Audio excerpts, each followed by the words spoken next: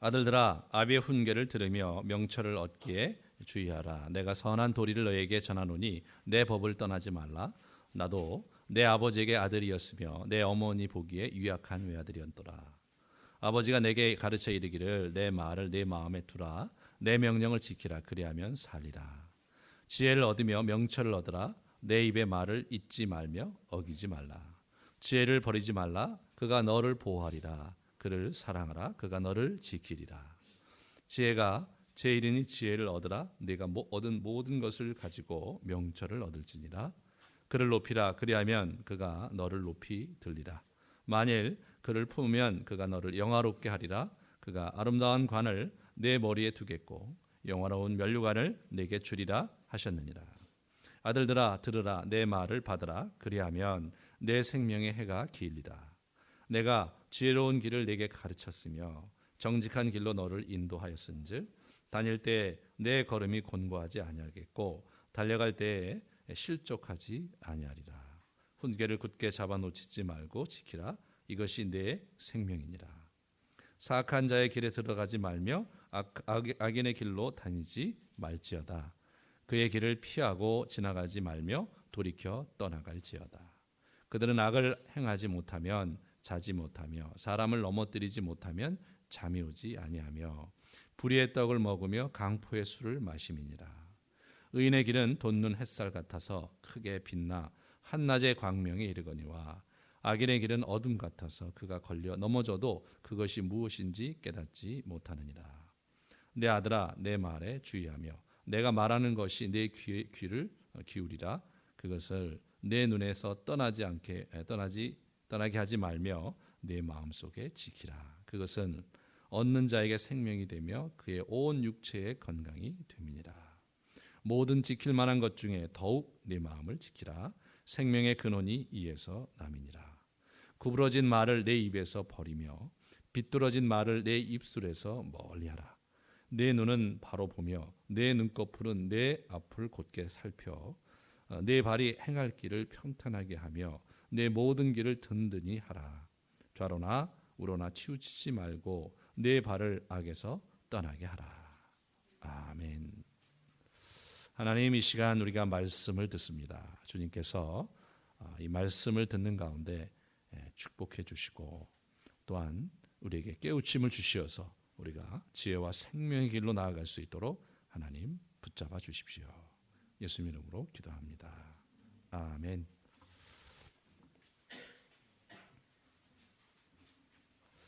잠언의 이야기는 4장에서 분기점을 이룹니다.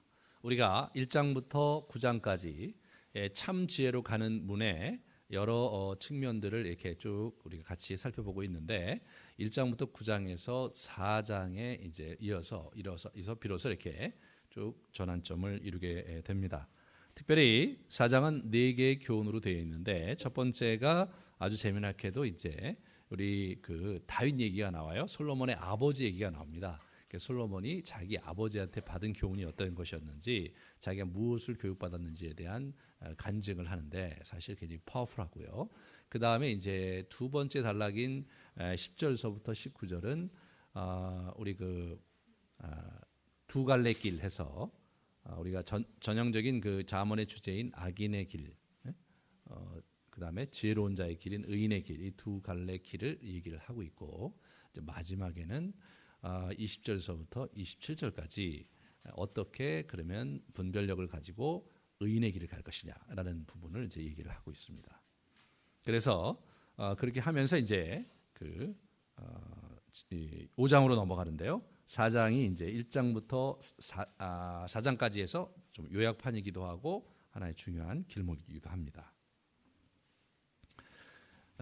솔로몬은 비로소 이제 자기의 이야기를 이제 하고 있는 거죠. 처음으로. 그래서 4장 1절부터 아들들아 아비의 훈계를 들으며 명철을 얻기에 주의하라. 내가 선한 도리를 너희에게 전하노니 내 법을 떠나지 말라. 그렇게 얘기를 합니다. 그렇게 하면서 이렇게 이제 자기의 그 교훈의 도입부, 전형적인 도입부를 좀 얘기를 하고 있고요. 그러면서 자기 얘기를 3절에 꺼냅니다. 나도 내 아버지에게 아들이었으며 내 어머니 보기에 유약한 아들이었다. 유약한 외아들이었다. 그렇게 얘기를 합니다. 실제로 우리 아버지 다윗은 여러 아들들이 있었습니다. 우리가 알고 있듯이 그 중에 자기는 한 아들이었지만 자기 어머니 밧세바에게는 유일한 아들이었죠. 그렇지만 거기에 유약한 아들이라는 표현이 나옵니다. 사실 그 밧세바가 궁정에서 결코 쉽지 않았겠죠. 그렇지 않겠습니까, 여러분? 이미 그 부인들이 여러 사람이 있었어요. 그리고 이제 첩도 있었고 그런 상황에서 이미 다른 사람의 그 부하의 그 아내였는데 아내가 이제 그 우리 다윗과의 관계에서 그렇게 해서 이제 첩으로 들어왔거든요. 이제 그렇게 될 경우에 사실은 그 여자의 일생은 사실 우리가 이렇게 미루어 짐작해 그림으로 이렇게 그려본다면 상당히 어려웠을 거예요. 입지도 좀 없었을 거고요. 그런데 이제 문제는 뭐냐면 그에게서 난 아들이 있었는데 이 아들한테 왕위를 물려주려고 한다는 거죠. 그런데 우리가 이제 그럴 경우에 사실은 그게 얼마나 힘든 일인지 여러분 이제 미루어 짐작을 해보셔야 돼요. 굉장히 힘든 일이에요. 왜냐하면 사람들이 별로 지지를 안 할 것이 너무나 분명하잖아요. 그리고 이미 형들이 쭉 있는데 보시면 그 사무엘하 3장 2절서부터 5절에 보면요, 그 헤브론에서 낳은 다윗의 그 6 아들 얘기가 나오는데 첫 아들이 암논이고 둘째 아들이 길르압이고 셋째가 압살롬 그다음에 넷째가 아도니아고 다섯째가 스바디하고 여섯째가 이드르람 이렇게 되어 있습니다. 그런데 이제 왕이 이제 계통 순위 있잖아요. 그래서 선왕이 죽고 나면 이제 그 순위별로 이제 왕이 된다면 그러면 이제 1순위가 사실은 저기 암논으로부터 쭉 진행이 돼야 되는데 지금 이 상황이 어떻게 되냐면 암논이 죽었어요. 암논이 셋째 아들 압살롬의 누이 다말이 있었는데 다말이 너무 그 자기 보기에 이제 흠모해 갖고 다말을 범했어요. 다말이 이제 그렇게 됨으로 말미암아서 이 오빠인 우리 그 압살롬이 감당할 수가 없어서 암논을 죽입니다. 첫 아들을. 그리고 도망가죠. 도망갔다가 나중에 이제 여러분 읽어보시면 알겠지만 사무엘하에 쭉 보시면 이제 다시 돌아와서 아버지와 화해를 하지만 이 사람이 이제 아버지에 대한 억하심정을 그대로 유지하고 있다가 이제 반란을 이렇게 일으킵니다. 그래서 이제 아버지를 굉장히 고통스럽게 하는데 이 요압이라는 군대 장관이 이제 토벌군으로 나가서 압살롬을 죽이죠. 그래서 압살롬도 없어요. 그러면 이제 첫째 아들 암논도 없고 둘째 아들 길르압이라는 사람은 여기만 나와요. 이 리스트에만 나오고 활동이 하나도 안 나와요. 그래서 아마 전쟁에 나가서 죽었거나 또는 아마 이런 정치적인 부분에 전혀 관심이 없어서 아예 그 주목의 대상이 못 되거나 그렇게 됐던 것 같아요. 그 다음에 이제 넷째 아들 아도니아가 있었습니다. 이 아도니아가 사실은 아주 유력한 주자죠. 유력한 주자입니다. 그래서 왕상 1장에 보면 이제 우리 그 다윗이 나이가 많이 늙었을 때 아도니아가 왕자의 난을 일으켜요.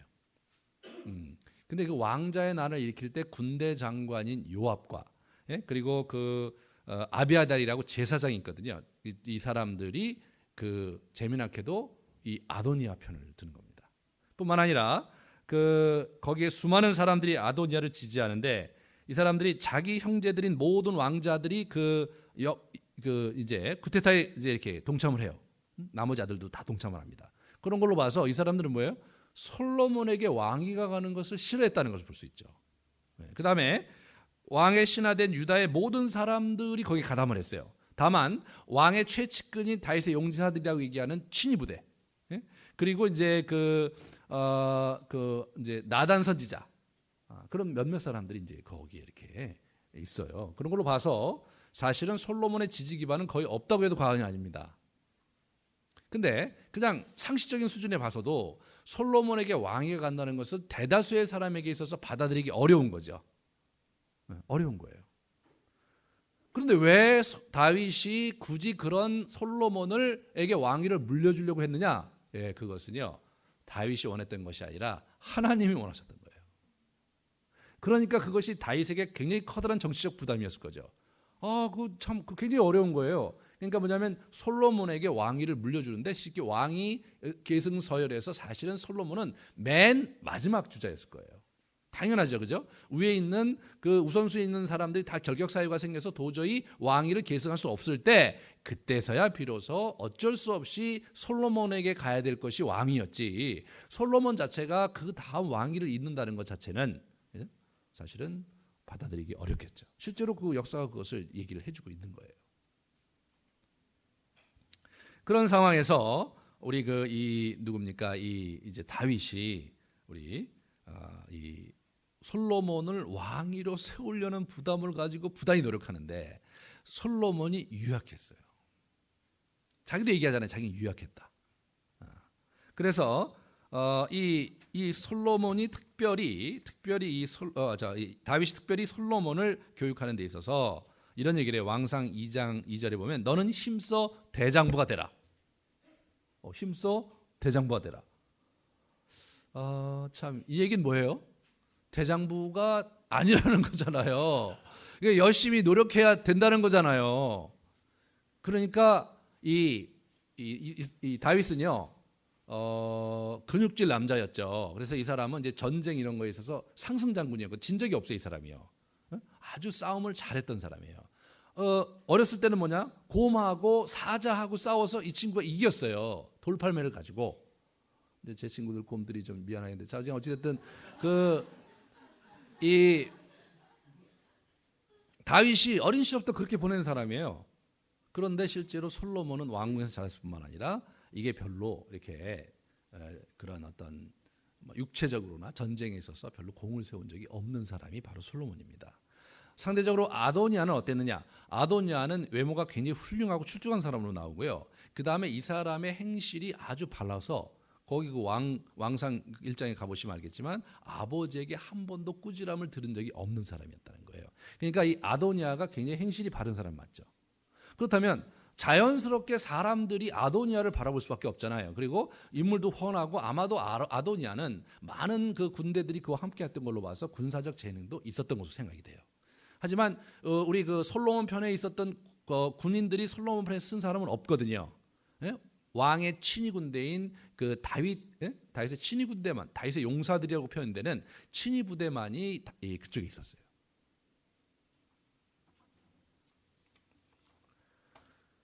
그러니까 다윗에게 있어서는 무슨 고충이 있냐면 솔로몬이 그 가장 왕위 계승 서열이 가장 낮은데 하나님이 그를 택했다는 것이 굉장히 큰 부담이고, 그 다음에 두 번째로 이 친구가 지금 이제 전쟁의 시대를 살고 있는데 전쟁에 대해서 별로 그렇게 잘할 수 있는 사람이 아닌 거예요. 그런데 하나님이 그를 원하시는 거예요. 여기서 우리는 이 다윗이 그가 역대상 22장 13절에 보면 우리 솔로몬에게 하는 얘기가 나와요. 강하고 담대하여 두려워하지 말고 놀라지 마라.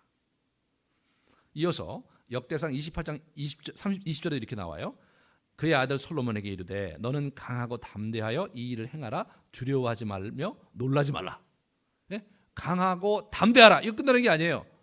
두려워하지 말고 놀라지 말라는 거예요. 그러니까 심약한 게 분명하죠. 심약합니다. 이런 상황 속에서 이 다윗이 자기를 이제 유약한 아들인 솔로몬을 자기 교훈을 했다는 거죠. 그게 4절부터 9절에 있는 내용입니다. 요약을 한 것이. 그래서 여기 4절을 보시면 아버지가 내게 가르쳐 이르기를 내 말을 내 마음에 두라, 내 명령을 지키라, 그리하면 살리라. 그래서 이제 이렇게 이렇게 명령을 지키라고 권면을 이제 하고 있고요. 5절에 보시면 이 지혜를 얻으며 명철을 얻으라 이렇게 나오죠. 지혜를 얻으며 명철을 얻으라 이렇게 나오는데 이것이 이제 굉장히 다윗이 이제 지혜를 강조하는 장면인데 실제로는 이렇게 지혜를 얻으며 명철을 얻으라 이렇게 해서 실제로 원어에는 얻으며 이런 식으로 접속사가 있는 게 아니에요. 그냥 두 문장이 따로따로 있어요. 그래서 영어 성경에는 뭐냐면 지혜를 얻어라 느낌표, 명철을 얻어라 느낌표 이렇게 돼 있어요. 그게 무슨 얘기입니까? 귀가 아프도록 들은 거예요, 아버지한테. 아버지가 계속 이 녀석은 너 지혜를 얻어야지 이 말이야. 지혜롭게 해야지 이 말이야. 너희들 너 명철 공부 좀 해라. 막 이런 얘기를 계속 하신 거예요. 그리고 나서 5절 후반부에 보면 내 입의 말을 잊지 말며 어기지 마라. 막 이런 얘기를 계속해서 교훈을 했던 거예요. 다그치면서 너 내가 하는 말 주의를 기울이고 그러지 마라. 그러면서 이제 쭉 얘기하는데 4절에 보세요. 내 말을 내 마음에 두라. 내 명령을 지키라. 그리하면 살리라. 살리라. 이게 그리하면 네가 유익하게 된다 그런 게 아니라 그래야 네가 산다 이거예요. 너무 재밌잖아요. 이게 무슨 얘기냐? 이 왕자의 난이 이제 일어난 것에서 볼 수 있듯이 압살롬도 막 아버지를 사실은 우리나라 그 이 유교 전통의 문화 속에서 장군이 구테타를 할 수는 있죠. 이성계가 구테타를 했으니까. 그러나 자식이 아버지를 죽이고 구테타를 일으키는 거는요. 우리나라 역사에는 그 찾아보기가 이 조선시대 이후는 없고 아마 그 이전에 쭉 가도 그런 건 없어요. 그런 건. 왜냐하면 우리는 기본적으로 이제 그런 심성을 갖고 있는 사람들인데 그런데 실제로 우리는 조상 숭배 사상이 옛날부터 있었기 때문에 그래요. 그렇지만 이 고대 근동은 그렇지가 않았어요. 장군이 왕을 죽이고 왕이 되는 것뿐만 아니라 형이 아우를 죽이고 아니 아우가 형을 죽이는 거 심지어는 자식이 아버지를 죽이고 왕이 된 선례가 부지기수로 많아요. 그게 많아요. 그게 이제 워낙 그들의 풍토가 그랬어요. 누구나 좌우지한 무슨 깡패 집단처럼 오야지를 죽이면 그냥 또는 오야지를 무너뜨리면 그냥 왕이 되는 거예요. 그럼 다른 사람들이 또 정통성을 또 인정을 해요. 참 우리로서는 참 이렇게 어색하잖아요. 그러니까 지금 뭐냐면 살리라가 그냥 그렇게 되면 잘 살게 될 거다, 유익이 될 거다 이런 차원의 문제가 아니라 이러한 정치적인 역학관계 속에서 네가 이 말을 듣지 않으면 네 왕위가 견고할 수 없고 너는 결국은 구테타로 죽을 수밖에 없는 거다 이거예요. 실제로 이 다윗이 죽으면서 무슨 얘기를 하냐면 요압을 반드시 죽이라고 그래요. 요압이 군대 장관이었거든요. 그러니까 요압이 일단은 솔로몬을 별로 이렇게 탐탁치 않게 여기고 있었어요. 요압은 다윗 정권 내내 군대 장관이었기 때문에 그 밑에 수하가 아주 탄탄했죠. 요압은요 언제든지 힘으로 솔로몬을 죽이고 찬탈할 수 있는 인물이에요. 이 사람이요. 그러니까 아도니아 편에서 아도니아를 옹립하려고 하는 그런 시도 속에서도 요압이 갖고 있었던 그 힘이 얼마나 컸는지를 우리가 알 수가 있죠. 그러니까 죽을 때도 요압을 죽여라고 얘기할 정도로 정치적으로 쉽지 않은 상황인 거예요. 이게 솔로몬에게 위기가 가는 게 그런 상황에서 이제 이 교훈을 이제 한 것이죠. 자 여기서 보시면 이제 7절에 보시면요. 7절에 보시면 지혜가 제일이니 지혜를 얻으라. 내가 얻는 모든 것을 가지고 명철을 얻을지라. 그래서 네가 모든 힘을 모여서 전력을 투구해야 되는데 너는 힘으로 안 되니까. 너는 지혜를 익혀야 된다 이거예요. 실제로 다윗의 치세는 어떻습니까? 다윗의 치세는 전쟁을 통해 정복 전쟁을 한 거예요. 그러니까 우리나라로 얘기하면 다윗은 광개토왕이죠. 광개토왕이에요. 그 다음에 뭐냐면 그 다음에 왕이 해야 될 일은 뭐냐면 그 넓혀진 국가를 잘 관리하고 운영해야 되는 거잖아요. 사실 그런 면에서 솔로몬이 이 다윗이 어차피 자질도 그렇고 그러니까 그쪽으로 훈련시키려고 작정을 했던 것 같아요. 그러니까 요압을 죽이라고 그러죠. 요압은 이제 더 이상 다음 정권에는 소용이 없고 거친 똘만 돼서 죽이려고 이렇게 생각을 해서 요압을 죽이라고 합니다. 그래서 지혜를 얻어야 되는데 전심을 다해서 지혜를 얻으라. 전심을 다해서. 너는 그래야 살 수 있고 내 위는 그래야 강건할 수 있다. 그렇지 않으면 너는 죽는다 이거예요. 이스라엘 역사예요. 몇 개월 되다가 살해당한 왕들이 여기저기 많고요. 10년 이상 있었던 치세했던 왕들이 많지가 않아요. 이 쿠데타가 많아갖고 이제 그런 면에서 그런 풍토 속에서 이 사람이 이제 죽음에 그죠 정치적인 칼날에 희생될 수 있는 그런 상황이 많았기 때문에 그렇게 한 건데 다윗이 얘기할 때 좀 뉘앙스가 재미난 게 6절에 보면 지혜를 버리지 말라. 그가 너를 보호하리라. 그를 사랑하라. 그가 너를 지키리라. 이렇게 되어 있는데요. 여기서 그라고 표현한 것은 히브리어로 볼 때 여성 명사예요. 그래서 제가 얘기했듯이 지혜 여사예요. 지혜 여사. 그러니까 그 지혜를 버리지 마라. 그녀가 너를 보호하고 그녀를 사랑하라. 그녀가 너를 지키리라. 이런 표현을 써요. 사랑하라는 말이 나와요. 재밌죠? 그 다음에 8절을 보시면 그녀를 높여라. 그러면 그녀가 너를 높이 들리라. 만일 그녀를 품으면 그녀가 너를 영화롭게 하리라. 이런 얘기를 하는 거예요. 이게 결혼의 이미지가 나오는 거예요. 이게 결혼을 하라 이거예요. 그 다음에 9절에 그녀가 아름다운 관을 내 머리에 두겠고 영화로운 면류관을 내게 주리라. 하셨느니라. 거기까지 얘기한 거죠. 하셨느니라니까 다윗이 거기까지 얘기한 거예요. 그러면 이건 뭐냐면 그 유대인의 결혼식에서요. 이 화관을 신부가 신랑에게 이렇게 자기의 영광이고 자기의 머리라는 의미에서 그걸 준다는 거예요. 이렇게. 이게 그 장면인 거예요. 그러니까 결국은 지혜 여사하고 네가 결혼해서 그를 사랑하고 그를 잘 품고 그와 더불어 공생하면 네가 왕관을 입을 것이다. 그것도 영화로운 왕관을 입을 것이다라는 얘기를 쓸 것이라는 얘기를 우리 다윗이 한 거죠. 그런데 여러분 이 책을 쓸 때, 이 잠언서를 쓸 때는 그게 실현됐죠. 실제로 이 사람이 지혜를 가지고 왕권을 확실히 공고히 해서 자기의 대권을 견고히 하고 있었던 때예요. 그러니까 뭐예요? 성공한 사람이죠, 이 사람은. 네. 지혜로 성취를 이뤄낸 사람이에요. 여러분 우리 이제 삶의 현장에서 어떤 어려움 속에서 자기가 나름대로 지혜를 가지고 그거를 극복해서 아주 성공했다. 이 불황에서 불황을 타개하고 커피숍에 아주 그 매출을 막 몇 배로 증가시켰다. 그럼 어떻게 돼요? 그 사람의 노하우가 굉장히 각광을 받을 수밖에 없죠. 그 뭐 전문가, 경영 전문가라든가 장사 전문가가 뭐 책에서 아무리 얘기한 것보다도 실제로 성공한 사람이 와서 얘기한 게 훨씬 더 영향력이 있잖아요. 그러니까 이 사람이 지금 그 얘기하는 거예요. 그래서 나 지금 이렇게 됐다. 그러면서 권면을 하는 거예요. 사실 굉장히 파워풀하다고 볼 수가 있습니다.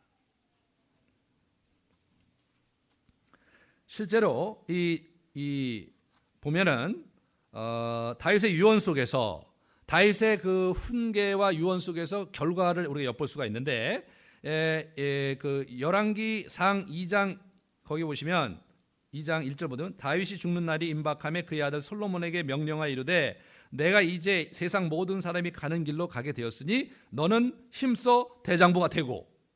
그러니까 이제 죽을 때 봤는데 여전히 대장부는 아니에요. 여전히 대장부가 되도록 네가 열심히 힘써야 된다. 굳건해야 된다. 그런 얘기를 하고 있어요. 하지만 그가 이제 스루야의 아들 요압을 처단하는 문제에 있어서 그 열왕기상 그 2장에 그 6절에 보시면 요압 얘기를 하면서 내 지혜대로 행하여 그의 백발이 평안히 수월에 내려가지 못하게 하라. 적당히 네가 네 지혜로 해서 잘 처리를 해서 그 사람을 죽여야 된다. 이제 그런 얘기를 하는 거예요. 너의 그 정권에 굉장히 걸림돌이 되니까 내 지혜대로라는 표현이 나와요. 이어서 9절에 보시면 그 시므이가 옛날에 이 다윗이 압살롬에 쫓겨갈 때 막 욕했거든요. 근데 그때는 안 죽였는데 그렇지만 그가 무지하지 않다 이렇게 얘기하면서 그러나 그를 무지한 자로 여기지 말지어다 너는 지혜 있는 사람이므로 그에게 행할 일을 알지니 그의 백발이 피 가운데 수월에 내려가라. 그러니까 이게 너는 지혜 있는 사람이므로 충분히 너 그거 알아서 할 수 있는 사람이니까 꼭 그렇게 해라. 이 보니까요 지혜는 인정했어요. 아버지가. 솔로몬이 나름대로 열심히 훈계를 받았는데 마지막에 물론 잠언에는 안 나오지만 보면은 돌아가실 때 그렇게 한 걸로 보면 아들의 입장에서 뭐예요? 아버지가 이런 부분에서 나를 인정했구나. 그래서 지혜를 인정받은 거예요. 그러니까 실제로 솔로몬이 아버지의 훈계를 착실히 따른 사람이 분명합니다. 그래서 실제로 그는 지혜를 구하죠. 꿈에 하나님이 나타나셔서 네가 원하는 게 뭐냐 왕위를 잊고 나서 기본의 1,000번지를 드릴 때 하나님께서 그 신전에서 말씀하신 거예요. 꿈에 네가 원하는 게 뭐냐 그럴 때 우리 솔로몬이 나는 백성들을 다스리기에는 너무 어린 자니까 저들을 잘 판결하고 분별하고 잘 다스릴 수 있는 지혜를 주십시오. 지혜를 구하잖아요. 그래서 이제 하나님이 감동하셔서 영광과 부귀와 영화가 아니라 지혜를 구하니 참 귀하다 그러면서 내가 네가 구하지도 않은 부귀와 영화를 주겠다. 이제 그렇게 한 거죠. 그래서 이제 그렇게 흘러간 거예요. 그러니까 아버지 다윗이요. 이 사람의 지혜가 어디로부터 왔냐면 아버지 다윗이 지혜롭게 자기를 키우려고 무진 애를 썼고 실제로 그걸 순종함으로써 지혜를 익혔을 뿐만 아니라 그걸 이제 확장하면서 자기의 제국 전체에 그 지혜를 적용함으로써 놀라운 성공을 이룬 사람이에요. 솔로몬이. 그러면서 자기의 지혜를 이렇게 우리에게 전수해 주려고 하고 있는 것이죠. 물론 이 사람이 지혜롭지만 대장부답게 견고하게 하나님의 뜻을 붙잡고 뚝심 있게 나아가지 못하고 자기의 첩들의 얘기를 잘못 귀담아 듣다가 이제 많은 신전 집권해서 자기 인생이 망가졌어요. 결국은 힘써 대장부가 되라는 아버지의 가르침은 결국 못 따른 거예요, 이 녀석이. 그것이 이제 솔로몬이 갖고 있는 한계였습니다.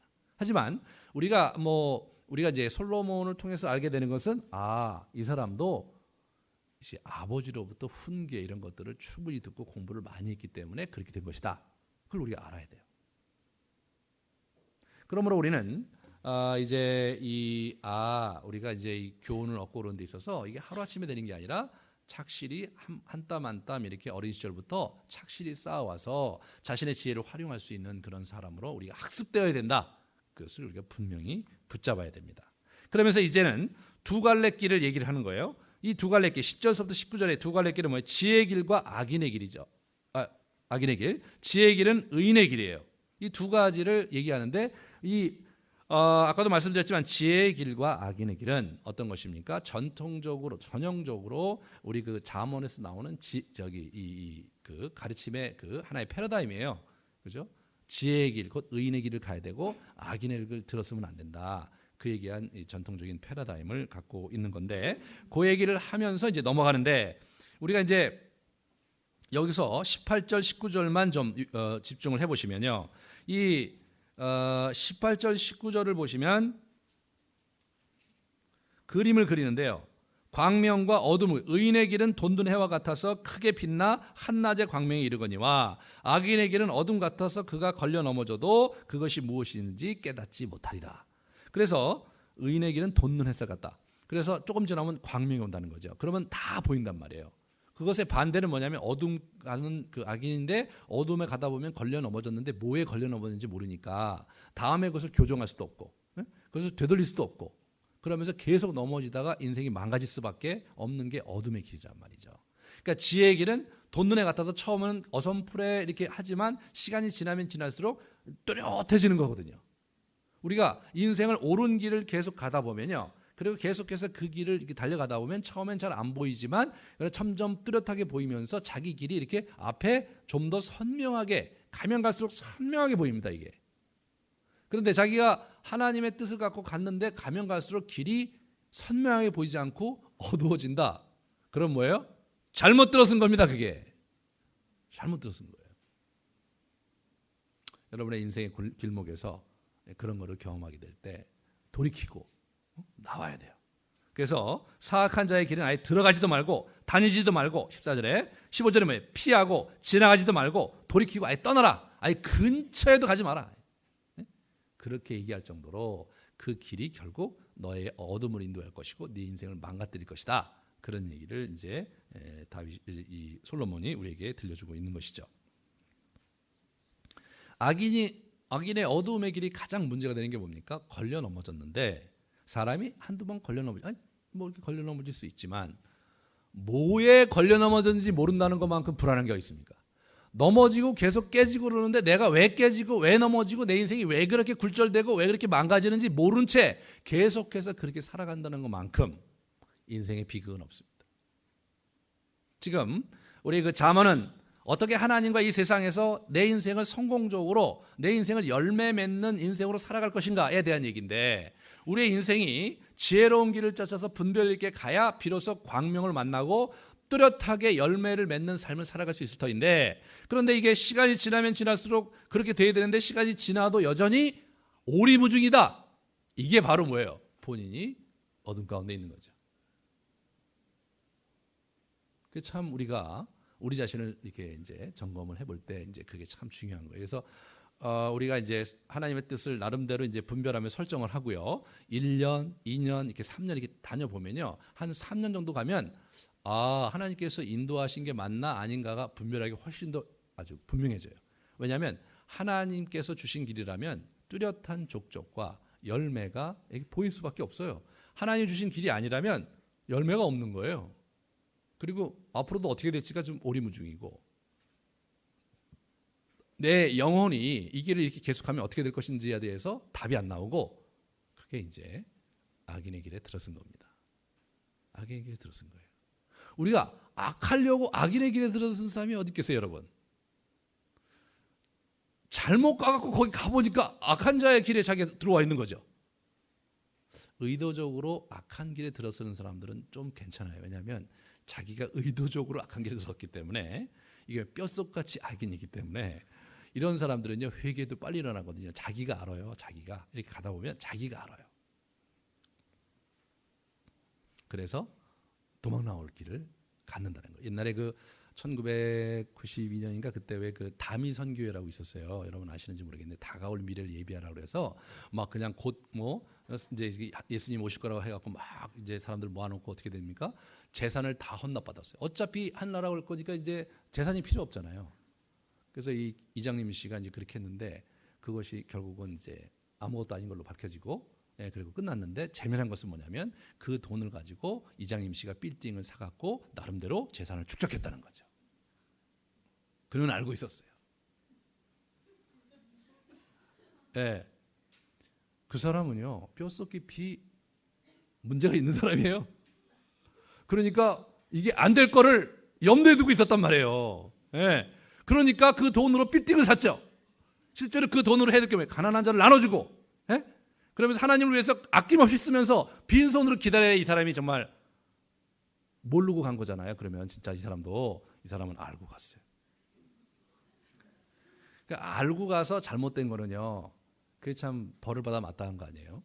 그런데 그 사람을 쫓아간 사람들, 그래서 자기 돈을 다 재산을 다 팔아서 헌납한 사람들은 어떻게 돼요?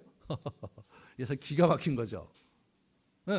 자기는 의도하지 않았고요. 그런 줄 몰랐어요. 진짜 그럴 줄 알았어요. 근데 거기 가서 인생 전체를 날려버리는 거예요. 그러면 뭐예요? 그런 걸 우리는 뭐라 그래요? 어리석은 자가 악한 길에 들어서서 인생을 망친 것으로. 그렇게 보는 거예요. 그거를.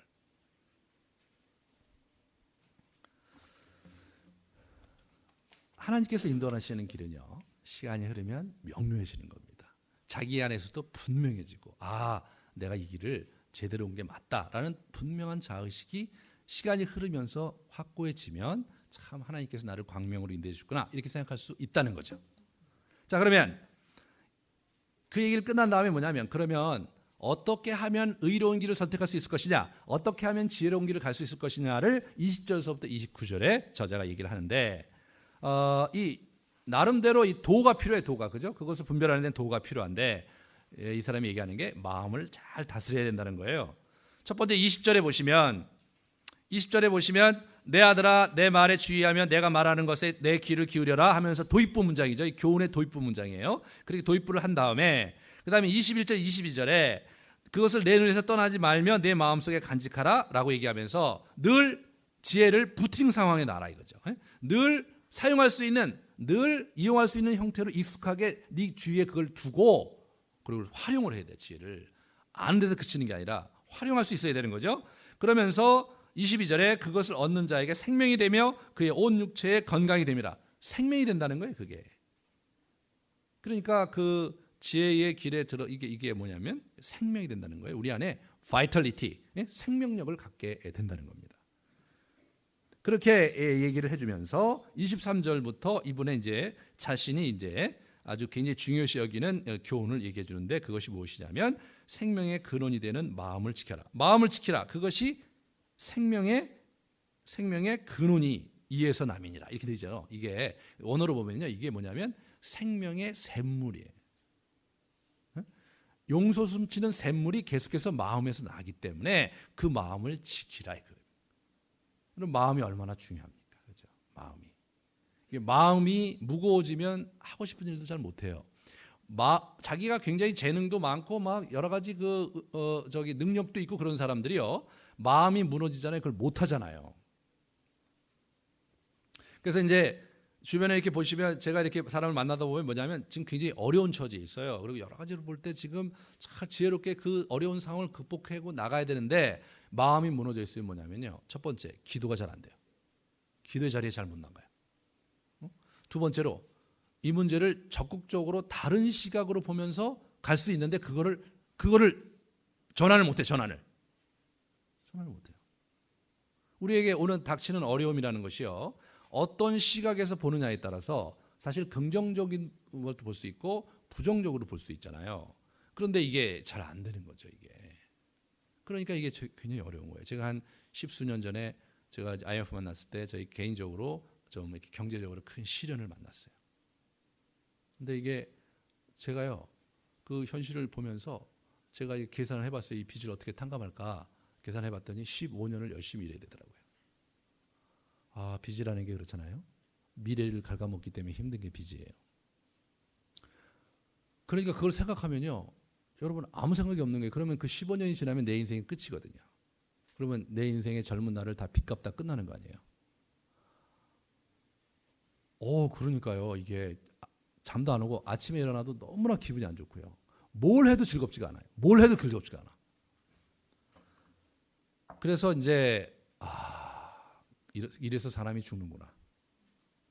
이래서 자살을 하는구나. 그때 자살하는 심정을 제가 이해를 했어요. 그게. 그런데 어느 날 제가 이렇게 혼자 이렇게 말씀을 묵상하다가 왜 하나님이 계신데 내가 이것으로 전전긍긍하느냐? 하나님이 나를 망하게 하시는 것이 하나님의 뜻이냐? 아니다 이거죠. 예? 그래서 생각을 한 거예요. 제가 누가 계시를 내려준 게 아니라 그냥 제가 혼자 그렇게 생각을 한 거예요. 기도하다가. 그러니까 하나님을 믿는 한 길은 반드시 있을 것이다. 그런 생각을 그냥 하게 된 거예요. 제가 마음이 그렇게 움직인 거죠. 그래서 어떻게 됐냐면 하나님만 바라보자. 문제를 보지 말고 하나님을 보자. 그래서 이제 하나님을 보고 달려가기 시작했어요. 그러니까 이제 사실 뭐 이렇게 물리적으로 볼 때 내가 아르바이트하고 뭐 또 뭐 해서 돈을 모으면 또 이제 빚 이자 갚고 막 이렇게 하면서 이제 한 달 한 달 사는 거예요. 한 달 한 달. 그런데 제 물리적인 계산에 의하면 15년을 가야 겨우 이제 어느 정도 터닝이 될 수 있을 것 같아요. 그런데 그걸 보면 어떻게 15년을 어떻게 삽니까? 그러니까 하나님만 보고 가자. 그래서 그냥 어려울 때마다 그냥 하나님께 확 그냥 가서 기도하면서 잘 모르겠습니다. 자주간. 그렇다고 내가 지금 목회기를 그만두고 그럼 돈을 벌러 가는 거 이렇게 해야 되냐 말이에요. 그건 또 아니지 않느냐. 물론 제가 착각했는지도 모르죠. 그냥 그때 가버렸어야 되는데. 근데 이제 그렇게 하면서 그걸 버텼는데요. 근데요 몇 년이 지나니까 갑자기 이게 짐이 가벼워지더라고요.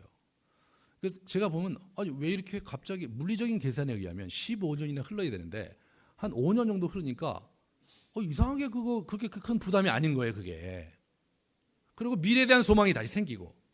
지금도 어느 날 보면 내가 그때 분명히 그때 15년 걸렸는데 어떻게 이게 이렇게 그냥 어떻게 이렇게 다 끝났지? 근데요 참 재밌는 게 뭐냐면요 계산이 안 돼요. 그게 분명히 내 물리적 계산은 그런데 하나님이 분명히 도와주셔서 막 그 빚도 이상하게 이제 탕감이 되고 뭐 이런 일들이 계속 벌어지다가요 위야무야 됐는데 왜 그렇게 됐는지 잘 모르게 됐는데 결론은 뭐냐면 일단은 그 문제에 대해서 내가 많이 짐을 벗었다는 거예요. 그러면서 더 이상 빚이 내 삶을 지배하기보다는 이제 미래에 대한 소망으로 내 삶이 이렇게 터닝을 하게 된 거예요. 참 그때 신기했어요. 지금도 신기해요. 그게 이게요 마음의 문제더라고요. 그 빚더미에서 야 이제 나는 죽었구나. 이걸 내가 갚든지 아니면 도망가든지 외국으로 그냥 확 도망가 버리든지 막 그것밖에 답이 없다고 생각했지만 내 인생의 답이 하나님에게 있는 것에 대해서 내가 다시 붙잡고 기도하고 조심스럽게 갔는데 참 어려웠어요. 물론 어떤 날은 막 아침에 일어나는데 막 기도하는데 기도도 안 되고 말이에요. 그 당시 이제 성경이 이제 힘들면 성경을 이제 보는 것이 제 나름대로의 습관이었는데 잠이 안 오니까 성경을 봤는데 참 재미난 것은 성경을 보면 잠이 와요. 그래갖고 그때부터 어떻게 되냐면 제가 이제 잠을 못 이룰 때마다 성경을 봤는데 그 이유는 하나님의 말씀을 들으려고 하는 것이 아니라 그걸 읽다 보면 잠이 오니까 제가 성경을 그렇게 오용하고 남용하고 그렇게 살았다. 참 아마 그런 심정을 여러분 같이 느끼시는 분이 더러 있을 거라고 저는 생각해요. 그러니까 이게 뭐냐면 이게 기도가 잘 안 되거든요. 그리고 말씀을 봐야 되는데 말씀이 하나도 안 보여. 그걸 보면 볼수록 너무 답답해져요. 감사한 거는 잠에도 오니까 감사하죠. 그래서 이제 늘 저의 수면제는 성경이었습니다. 그런 부분에서 이제 이 마음이 얼마나 중요한가. 마음을 어떻게 붙잡고 가느냐가 그게 거의 우리 인생의 전부를 결정하는데도 과언이 아니에요. 그래서 마음을 지키라고 한 거예요. 여러분이 직면하고 있는 상황이 어떤지 저는 잘 모르지만, 그죠? 제가 만나본 경험과 여러분의 상황을 볼 때 긍정적인 사이드보다 부정적인 사이드가 훨씬 많은 게 지금 이 시대예요. 여러분의 미래가 그렇습니다. 그거를요, 물리적으로 그거를 이렇게 계산하고 물리적으로 전망을 하다 보면요, 사실은 비참해져요. 그래서 요즘 젊은 사람들이 우울증이 많은 게 그래서 그런 거죠. 미국은요, 50-60%가 우울증 환자래요. 그 중에서 20-30%는 약을 먹고 있대요. 그래서 미국은 어떻게 되냐면 20세기 패스트다 그렇게 얘기를 하는 거예요. 그래서 슈퍼마켓에서 항우울증 약을 팔아요. 그냥 이렇게 갖다 사 먹을 수 있도록. 그만큼 보편화되어 있습니다. 저희 나라요? 저희 나라는 그런 통계가 아예 없어요. 왜냐하면 우리나라는 아예 우울증 한다고 자기가 우울하다고 그래서 정신병원에 가서 의사에게 상담하는 사람들이 극히 적기 때문에 통계 자체가 불가능하죠. 하지만 제가 느끼기에는 우리도 만만치 않아요. 제가 사람들을 만나면서 느끼는 건데 쉽지 않아요. 그렇죠? 우울증의 정도의 차이는 있을지언정 실제로 여러분들이 경험하는 마음의 고통과 때로 아침에 일어나는데 정말 일어나기 싫고 주일날 오후 2시에 오는 것도 정말 무겁고 그런 분들이 있고요. 심지어는 자다가 못 나오는 분들이 더 있고 여러분 중에 그런 경험이 있잖아요. 그죠? 이게 이제 요즘 우리 시대의 어려움이에요. 그러니까 우리의 마음을 지키는 것, 우리의 마음을 지키는 것이 참 중요하고요. 이 마음에서 뭐냐면 그게 우리의 삶을 재해석하고 하나님께 나아갈 수 있고 다른 관점에서 아이디어를 가지고 자기 문제를 바라볼 수 있는 내면의 에너지가 다 어디서 나옵니까? 그게 마음이란 말이에요. 거기서 샘솟듯이 계속해서 생명수가 바이탈리티가 막 이렇게 올라와야 우리의 삶이 어렵더라도 그 어려운 우리의 현실을 극복할 수 있는 내면의 힘이 생기는데 이게 없으면요 사소한 문제도 나를 힘든 거예요. 누구한테 전화를 받았는데 오늘따라 그 친구가 굉장히 기분 나쁘게 얘기해. 그러면 그게 하루 종일 기분이 나빠. 식사를 하러 갔는데 저도 그런 경우에 식사를 하러 갔는데 진짜 맛이 없어. 진짜 오늘 정말 돈 좀 한 어느 정도 내고 좀 밥을 먹으면서 위안을 받으려고 했는데 밥이 너무 맛이 없어요. 그럼 어떻습니까? 너무나 화가 나요. 너무나 화가 나요. 그래서 아니 이렇게 맛이 없는 밥을 저렇게 비싸게 받냐 말이죠. 이런 건 굉장히 곤혹스럽죠 저에겐. 그거는 악이다 그렇게 생각해요. 악이다 이거. 굉장히 기분이 나쁜 거예요. 기분 좋아서 밥 먹으러 갔다 하면 기분 나빠서 오고 말이에요. 와갖고 이제 커피 마시면서 또 기분 나쁘니까 한마디 더 하고 말이에요. 그래갖고 그냥 하루를 또 그냥 기분이 굉장히 나쁘고 저녁에 가면 더 기분 나빠지죠. 왜냐하면 오늘 하루를 또 그냥 이상한 생각하다가 또 다시 만나고 막 이 사람 짜증내고 저 사람 짜증내고 막 그렇게 그냥 그렇게 살았으니까. 옛날 생각나네요. 자주간. 그런데 이런 상황에서 뭡니까? 이 마음을 지키는 훈련을 해야 된다는 거예요. 여기에 이제 솔로몬의 비결이 그의 노하우를 우리에게 전달을 해주고 있습니다. 첫 번째 뭐예요? 24절입니다. 24절을 보시면 첫 번째 구부러진 말을 내 입에서 버리며 비뚤어진 말을 내 입술에서 멀리하라 이거예요. 입술을 조심해라 이거예요. 말을 조심하라는 거죠, 그죠? 그래서 구부러진 말과 삐뚤어진 말을 하지 말라는 거예요. 빈정거리고 말이에요. 불평하고 말이에요. 주변 사람들한테 팍팍 쏘고 말이에요. 그 다음에 하나님에게도 심지어는 막 불만을 팍팍 내뱉고 말이에요. 갑자기 또 목사님한테 막 이런 얘기하고 뒤에서 막 뭐라 그러고. 실제 교회에서 보면 이제 뒤에서 막 뭐라 그러는 분들이 많거든요. 저희 교회는 그래도 제가 할 때 없다고 저는 믿고 있지만 좌지간. 그 뒤에서 늘 그 교회 문제가 그거거든요. 실제로 가만히 보면 뭐예요? 사실은 자기가 힘든 거예요. 목사가 무슨 죄겠어요. 물론 이제 나쁜 사람들이 있겠지만 더러는 그런 부분에서 이게 자기가 힘들어서 이제 그러는 것뿐인 게 많아요. 그런 부분을 우리가 이제 입 조심을 하라 이거죠. 말을 좀 긍정적으로 해버릇하고 불평이 있어도 뱉지 말고 좀 참고. 왜냐하면 기분 나쁜 말을 하면 여러분 더 기분 나빠지잖아요. 말을 하다가 내가 더 기분 나쁘죠. 막 내가 그런 거. 그러니까 이게 말을 조심해. 말을. 첫 번째 마음을 지키는 것, 구부러진 말과 비뚤어진 말을 하지 말고 선한 말과 공손한 표현과 그죠? 하는 거예요.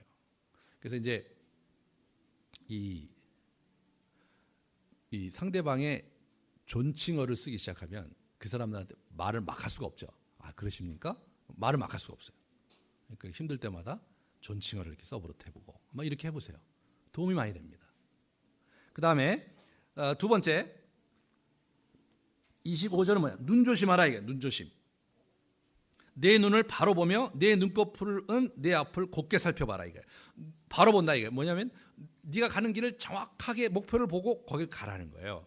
그리고 네 앞에 하나님을 보고 가라는 거예요. 근데 두 번째 거기 보면 내 눈꺼풀은 내 앞에 곧게 살펴. 이 곧게 살펴가 영어는 어떻게 번역하면 fix 고정시켜라. 아예 그냥 그걸 딱 고정시키는 거예요. 그러니까 우리가 이제 보세요. 우리 마음을 뺏기는 게요. 뭐냐면 이게 우리가 보이는 것에서 마음을 많이 뺏겨요. 보이는 것에서. 그러니까 이제 그런 보이는 것에 마음을 뺏기니까 보이는 것을 조심하고 자기가 봐야 될 것만에 자기의 눈을 고정시키는 거. 그것이 우리 마음을 지키는데 큰 힘이 된다는 거예요. 그래서 아예 그냥 못 볼 거 있으면 안 가버리고 거기에. 오늘 가서 또 볼 게 뻔하면 아예 포기하고 말이에요. 차라리 그냥 말씀 묵상하고 시간을 보낸다든가 아니면 저 산에 가서 혼자 나무들하고 좀 얘기도 하고 새들 있으면 시끄럽다고 조용히 하라고 하기도 하면서 시간을 좀 이렇게 보낸다든가 그러면서 우리가 이제 자기 마음을 다스리는 거. 눈을 다스려. 눈을. 먼저 입을 다스리고 그다음에 눈을 다스리는데 눈은 뭐예요? 픽스하라는 거예요. 하나님에게. 자기가 가야 될 길에 픽스하는 거예요. 다른 그냥 포기하는 거예요. 그냥. 그다음에 세 번째는 발 조심해라. 발 조심. 내 발이 가는 곳을 잘 헤아려라 이거예요. 26절에 보시면 내 발이 행할 길을 평탄케 하라. 이게 평탄케. 이 평탄케 하라는 것을 영어 성경에 watch over, 잘 살펴라 그런 거거든요. 근데 실제로 이제 원어적으로 볼 때는 뭐냐면 형평성 있게 가라 이게 형평성 있게 균형을 잡고 가라 그런 의미예요 이게. 그래서 그걸 평탄케로 번역을 한 건데 번역이 좀 어색하죠, 그죠? 우리가 지금 살아가기도 힘든데 뭘 길을 닦아가면서 가야 되는 게 말이 안 되잖아요. 그게 아니라 이게 형평성 있게 가라. 그래서 제가 이제 외줄타기라고 그런 거예요. 외줄타기. 이게 균형을 잘 잡지 않으면 오른쪽으로 넘어지기도 하고 왼쪽으로 넘어지기도 하는 게 줄타기잖아요. 그러니까 이게 내 발을 잘 디뎌야 돼요. 예? 형평성을 가지고 잘 균형 감각을 가지고 치우치지 않도록 가야 돼요. 우리의 마음이 그래요. 우리의 마음의 길이요. 때로 이렇게 마음을 딱 잡지 못하면 어떻게 됩니까? 이렇게도 막 실하게 갔다가 갑자기 막 부정적인으로 확 갔다가 또는 이게 또 이쪽으로 하면 어떻게 돼요? 뭐 너무 또 오버해 막 뭐 또 뭐 굉장히 기분 좋은 것처럼 얘기하고 막 오버해 막 이쪽으로 갔다가 막 이게 오버하는 것도 문제고요. 부정적인 것도 문제거든요. 이게 적당한 선에서 균형을 잡아야 되는데 마음을 딱 잡아야 되는데 마음이 잘 안 잡힐 때가 많죠. 이게 생각 안 될 때가 많아요. 그러니까 이게 자기의 가는 행보를 자기가 가만히 한번 보세요. 자기를 이렇게 뒤에서 자기를 보고 있다고 생각하시고 내가 지금 어디를 가고 있고 내가 지금 무슨 생각을 하고 있고 내가 지금 어떤 방식으로 내 삶을 지금 실행하고 있는지를 가만히 이렇게 봐보시면요. 이게요. 마음이 딱 잡히면서 자기가 알고 있었던 이런 것들 때문에 이게 균형이 이렇게 자꾸 이렇게 잡혀요. 균형이 잡힌단 말이에요. 여러분 저거 있잖아요. 이 도로에 하얀 레인 그는 사람 있잖아요. 그걸 이제 하는 사람 있는데 제가 한번 물어봤어요. 아니 그걸 어떻게 그렇게 하냐고. 하는 사람한테 직접 물어봤어요. 그거 하냐더니 이걸 제거하는데 뭘 제거하냐고 그냥 간다는 거예요. 그러니까 이 사람이 어떻게 되냐면 딱 첫 번째 이렇게 자기가 딱 서서요. 이게 거리를 딱 줬잖아요. 그 목표를 딱 정하고 가는 거예요. 이 사람이 목표를 약간 이렇게 틀면 어떻게 돼요? 이게 삐뚤어지죠. 그러면 이제 차를 갖다가 막 우리가 이렇게 하면서 춤추면서 걸어야 되잖아요. 그럼 엄청난 사고가 일어나겠죠. 근데 여러분 레인을 가만히 저는 레인을 볼 때마다 신기하거든요. 이거를 좌로 재지 않았는데 그 레인이 아주 가지런하게 있어요. 그 사람들이요. 그거 제대로 하는 사람들이에요. 가고 그런 사람들이에요. 네? 이 균형 감각이라는 것이 픽스돼야 돼 목표에.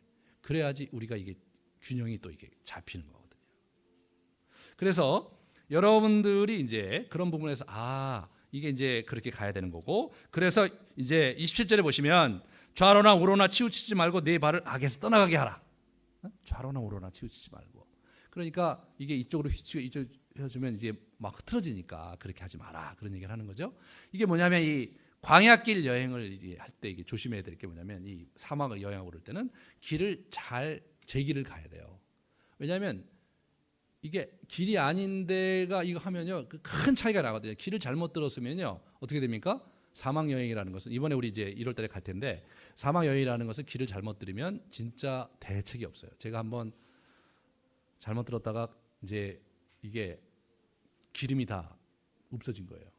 또 지역 이름도 또 데스밸리예요. 데스밸리. 죽음의 계곡인데 그 말을 듣는 순간 꼭 가야 되겠다고 생각했어요. 제가 죽음의 계곡 내가 가봐야 된다.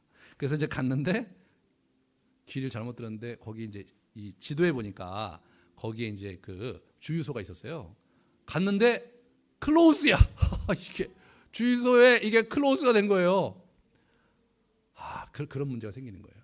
그래서요, 이게 딱 보니까 내가 갈 수 있는 마일리지하고 이걸 딱 계산해 보니까요, 이게 잘못하면 큰일 나는 거예요. 왜냐하면 거기가 이제 뭐냐면 죽음의 계곡인데다가 핸드폰이 안 돼요.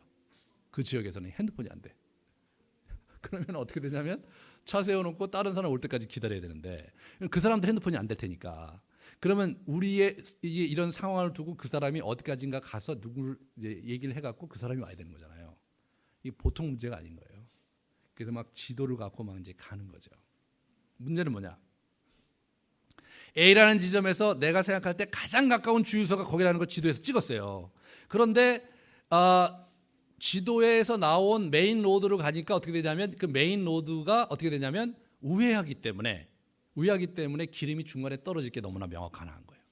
근데 보니까 중간에 점점점 찍은 게 있더라고. 지도에 점점점이 뭐냐? 과거에는 길로 사용했지만 최근에 사용한 적이 없는 길이 있더라고요. 근데 제가 계산을 해보니까 그 길로 가면 가까스로 기름이 될 것 같은 그런 아주 강한 확신이 들었어요. 그래서 제가 이제 그걸 찾으러 가는 거예요. 갔는데 이게 안 보이는 거예요, 길이. 왜냐하면 그 길이요, 이게 오래 안 됐으니까 그냥 거기 막 그 나무들이 이렇게 있어갖고 안 보이더라고요. 막 못 찾았어요. 그래서 밤이 되는 거예요. 애들은 뒤에 있고, 야 이거 굉장히 어렵더라고요. 데스밸리가 우리에게 데스를 가져오는구나. 그래서 제가 뭘 하는지 아세요? 기도했어요. 기도. 하나님, 사람을 보내주십시오. 근데요, 하나님이 약간 좀 재밌으신 데가 있어요. 기도를 했는데 해가 떨어질 대로 아무도 안 와요. 그래서 이제 있다가 해가 떨어졌어요. 어두워졌어요. 기가 막히죠. 이제 여기서 자야 되는구나, 차 안에서. 그러고 있는데 저쪽에 불빛이 있는 거예요. 불빛이. 그 사람이 쭉 오는데 우리 앞에 왔다 와서 서로 얘기를 하는데 어디 가냐 했더니 자기는 어딜 나갔는데 저희가 갔다 왔는데 거기 막다른 길이라 돌아왔거든요. 거기는 데드엔드다. 그거 가지 마라. 그러면서 그러냐고. 그럼 자기는 나가겠대요. 그러라. 근데 이제 하나 물어봤어요. 내가 A라는 지점으로 가기 위해서 요 근처에 분명히 길이 하나 있다고 그랬는데 이 지도에 나온 이 길이 없다. 근데 그 사람이 그러는 거예요. 자기는 그 팻말을 봤다는 거예요. 저기 있다는 거예요. 땡큐 하고 이제 그 사람 보내고 가서 그 글자를 봤는데 이게 나뭇잎 때문에 가려져 갖고 그걸 못 본 거예요. 그래서 이제 나무를 해치고 나니까 거기 있더라고, 길이. 그 길을 가는데요. 참 어려운 게 뭐냐면 길이 쓴 지가 너무 오래돼 갖고 이 길이 제대로 된 길이 아닌 거예요. 예? 그냥 울퉁불퉁하고 막 중간에 막 끊어져 있고 말이에요. 막 이렇게 돼 있는 거예요. 가면서도 이 길이 진짜 이 길이 맞을까? 예? 이 길로 가다가 중간에 끊기지는 않았는가? 뭐 여러 가지 이제 복잡한 생각을 하는 거죠. 그리고 아무도 다니는 길이 아니기 때문에 이 밤에 가다가 스톱하면 그야말로 대책이 없는 거잖아요. 그때는 믿음이 필요하죠. 두 가지 믿음이죠. 하나는 뭐예요? 지도에서 나온 그죠? 이 길이가 정확하고 내가 본 이 지도에 보니까 중간에 분명히 길이 끊어지지 않았으니까. 그러니까 내가 이 길을 간다면은 최소한 점점점이 끝나고 실선이 나오는 데까지는 최소한 갈 수 있다. 그러면 거기는 차들이 많이 다니는 길이니까 도움의 손길을 반드시 올 수 있다. 제가 계산이 그랬어요. 그 객관적인 사실에 의해서 갖고 몇 시간을 제가 간 거예요. 이게 조심하면서 막 왜냐하면 기름을 최소화시킬 수 있는 속도로 해야 되니까 천천히 하면서 그래서 드디어 간 거죠. 가서 거의 앵꼬가 났는데 가서 거기서 이제 기름을 넣고 그 위기를 데스로부터 탈출을 했어요. 저희가. 이게 광야길이거든요. 네? 여러분 광야길을 가다가 이게 길이 아닌가 봐요. 이렇게 하면 어떻게 됩니까? 그런 감정과 자기의 그런 판단에 의해서 하면요 길을 잃어요. 길을 잃어요. 그러니까 정확한 데이터를 가지고 지도에 대한 데이터를 가지고 객관적인 근거에 의해서 그 길을 가야 되는 거예요. 그럴 때는 어떻게 돼요? 좌로나 우로나 치우치지 말아야 돼요. 중간에 격까지 길이 많이 나오거든요. 그런데 더 참 저를 힘들게 했던 뭐냐면 격까지 길은 옆으로 가는 길은 어떻게 되냐면 상당히 아스팔트가 잘 돼 있어요. 내가 가는 길은 아스팔트가 안 깔리고 중간에 막 울퉁불퉁한 거예요. 비포장도 나오고. 그래 일로 가면 어떻게 됩니까? 일로 가면 뭔가 있을 것 같긴 한데 제가 볼 때는 지도에 보면 마을은 있지만 가스스테이션이 없는 거예요. 그러니까 이제 그쪽으로 간 거죠. 우리의 인생을 살아가는 게 그런 거예요. 우리가 정말 분별하고 우리 인생을 이렇게 살아가다가 이 갈 때 우리의 길이 어떻게 되면 좌로나 우로나 치우치지 말고 균형을 생각을 갖고 바른 목표 의식을 갖고 우리가 우리 인생을 살아갈 때 어떻게 됩니까? 길이 견고해진다 이거예요. 그것이 28절에 나오는 거예요. 내 모든 길을 든든히 하라.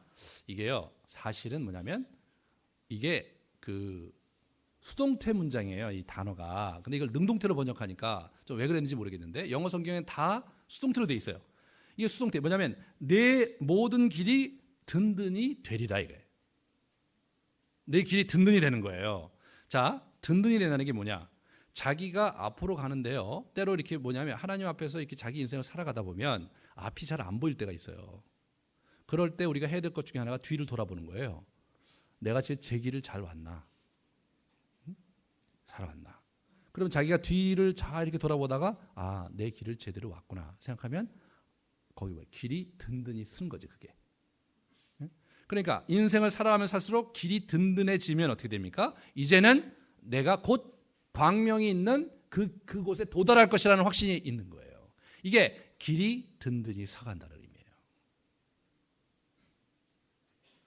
이럴 때가 굉장히 당황스럽죠? 뒤로 돌아보니까 잘못 왔어. 앞으로 가려고 그러니까 까마득해. 돌아가기도 애매하고 앞으로 가기도 애매하고 그만두면 죽고. 이렇게 되면 인생이 어떻게 됩니까? 완전히 파산하는 거죠. 이게 악인의 길입니다. 가도 그 길이 뭔 길인지 모르고 가도 길이 쌓이지 않는 거, 든든히 서지지 않는 거, 그것이 이 악인의 길이죠. 사랑하는 여러분, 참 이 여러분의 마음을 지키는 것, 그러기 위해서 여러분의 입과 여러분의 눈과 여러분의 발을 지키고 그리고 여러분의 길을 가는 것입니다. 여러분 여기에 보면 기도하라는 얘기가 안 나와요. 그죠? 기도하는 얘기 안 난단 말이에요. 한번 해볼 만하지 않겠어요? 보통 이런 장면에서는 어떻게 됩니까? 그렇기 때문에 길을 얻기 위해서 기도하라. 그분이 너의 길을 인도하실 것이다. 내 마음에 부여하기 위해서 열심히 기도하라. 그러면 주께서 내 마음을 가득 채울 것이다. 보통 이런 식으로 들어왔죠, 강의를. 메시지 그렇게 들어왔잖아요. 오늘 메시지는 뭐예요? 기도라는 얘기도 없고요. 구하라는 얘기도 없고 입 조심하고 눈 조심하고 발 조심해라. 그래야 네 마음이 지켜진다. 이게 지혜입니다, 여러분. 그래서 여러분들이 그 마음을 붙잡는 거예요. 잘 생각해 보세요. 내가 말을 뭘 조심해야 될지, 내가 보는 걸 뭘 조심해야 될지, 내가 내 발을 어떻게 조심해야 될지. 그렇게 하면서 여러분의 마음을 붙들면 그 다음에 여러분의 길을 갈 수 있는데 5장 6장은 뭐냐면 길을 가는데 가장 큰 장애물이 첫 번째 성문제입니다. 이성 문제. 두 번째가 재물 문제입니다. 그것이 5장 6장의 주제입니다. 그리고 7장까지 그거를 다음 시간 그 다음 시간 같이 하도록 하겠습니다.